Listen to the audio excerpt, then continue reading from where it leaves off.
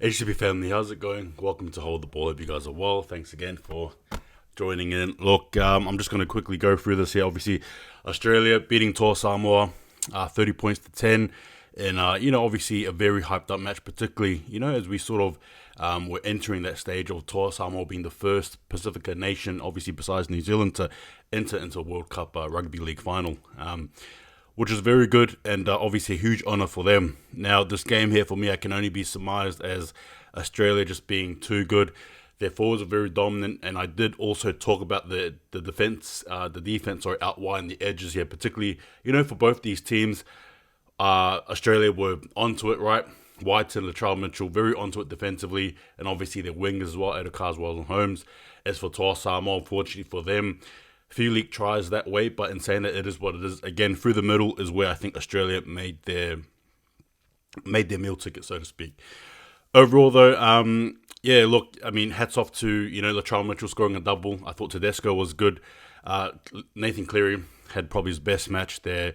Munster as well was pretty good. As for Toa Samoa, I thought Bowler tried, Brian To'o as well, Stephen Crichton, the usual suspects. I just don't think the Haas pairing got anything really done there. Now, I'll also mention this bit as well. Give me your thoughts. There was a bit of a controversial moment there, right, in the first 5 minutes there where the ball actually did go out and the touchy didn't even talk about it, didn't even sing about it. Nothing happened. It was play on. Australia got the ball. And obviously, in saying that, you could argue that from there. Now, again, not to take anything away from Australia, but just a valid point. What would have happened had the touchy, sort of got that, particularly with the momentum that Toa Samoa had early. It was a good kick for 40-20 attempt from Shanaris Tavita, and obviously it did not pay dividends at the end with a touchy forgetting. And when I saw that, I was not very impressed as well. I would have done a live, but unfortunately, just out there working. But in saying that, look, besides that, it is what it is, right? It is what it is. Now, as for this channel here, quickly, before I conclude, I'll be throwing in some more Rugby League World Cup stuff, even post Rugby League World Cup stuff as well as ideas about the Rugby League World Cup for future reference and all that stuff. So please stay tuned. And obviously we sort of close into the end. But in saying that as well, first heads off to Australia, as I said, but also heads off to Toa Samoa. Thank you, Toa Samoa, to the Samoan Rugby League players who I think, in my opinion, saved International Rugby League. All right, I really mean that. I genuinely mean that.